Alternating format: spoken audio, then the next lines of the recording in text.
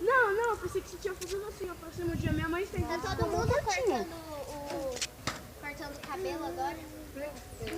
Não, é porque cai muito em cima da amamentação. Aí já cai muito enroscando, né? Eu vou cortar.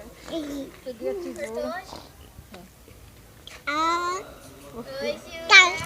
Vamos mandar? Antes de ir lá pra minha Demais. É o quê? Ele deve estar meio ruim.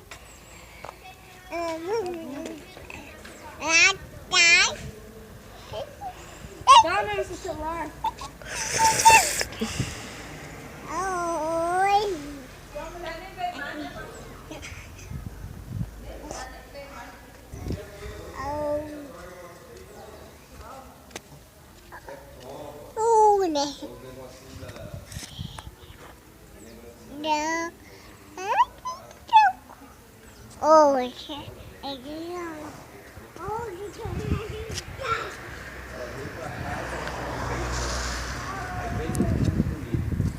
Volta, às vezes aí tem que sempre em casa tem uma coisa pra fazer.